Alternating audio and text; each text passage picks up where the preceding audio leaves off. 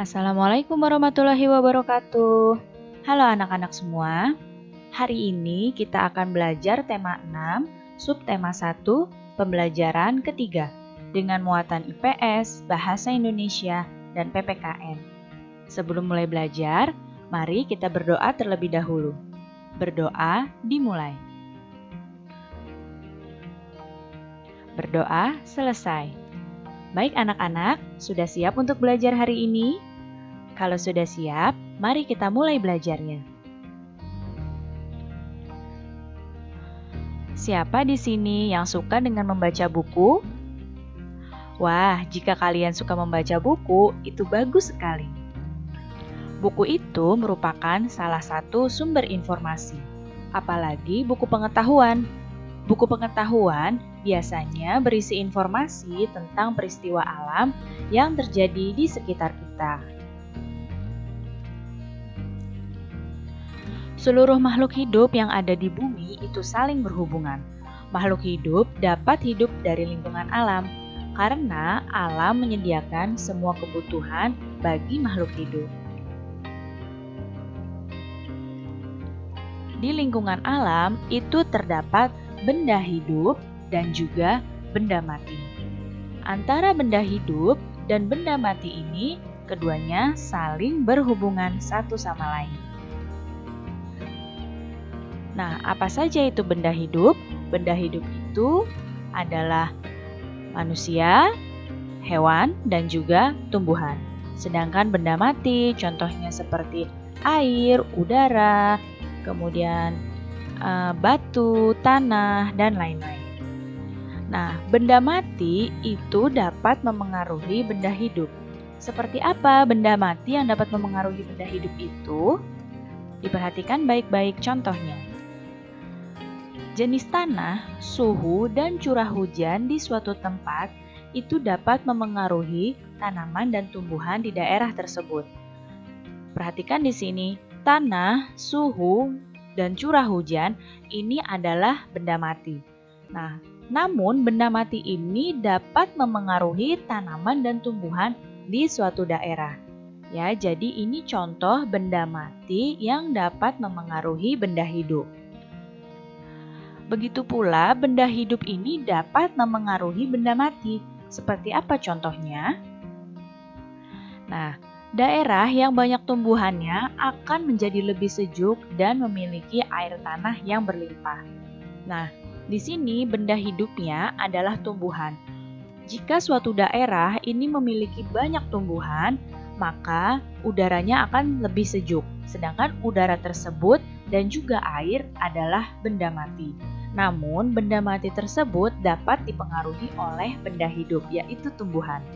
Ya, jadi daerah yang banyak tumbuhannya itu dapat terasa lebih sejuk dan memiliki air tanah yang berlimpah. Jadi, ini adalah contoh hubungan saling memengaruhi antara benda hidup dan juga benda mati.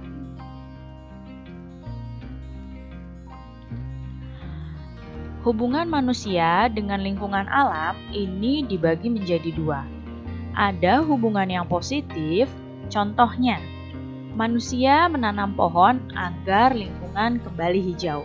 Ini contoh hubungan yang positif antara manusia dengan alam. Ya, jadi hubungannya ini memberikan hal-hal yang positif yang dapat memengaruhi keberlangsungan hidup lingkungan alam. Dan juga di sini ada hubungan yang negatif. Hubungan yang negatif ini adalah kebalikannya dari hubungan positif. Apa contohnya hubungan negatif? Nah, di sini manusia menebangi hutan dan dapat menyebabkan hutan menjadi gundul dan gersang. Lihat di sini perbedaannya. Ya, pada hubungan yang negatif akan terjadi dampak yang negatif jika hutan menjadi gundul dan gersang. Contohnya akan terjadi bencana tanah longsor. Ini contohnya hubungan yang negatif. Ya, hubungan yang positif contohnya pada alam adalah menanam pohon agar alam kembali hijau.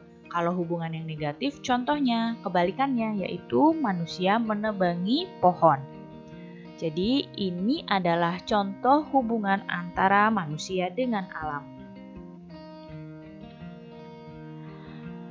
Nah, pada pembelajaran yang lalu, kalian telah mempelajari membuat kalimat tanya untuk menggali isi teks. Sekarang, kita akan mencari ide pokok dari sebuah teks. Nah, kita akan masuk pada muatan bahasa Indonesia. Apa itu ide pokok?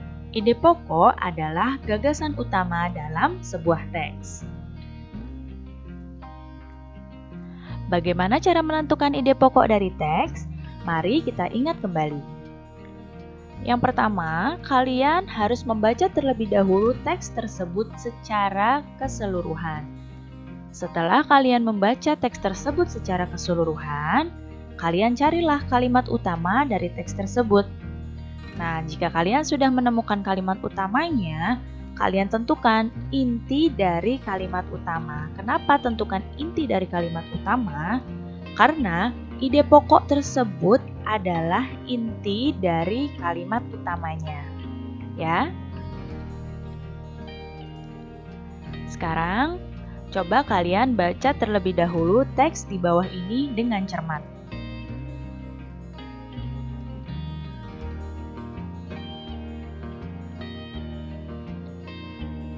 Nah, sekarang kita akan mencoba menentukan ide pokok dari paragraf ini.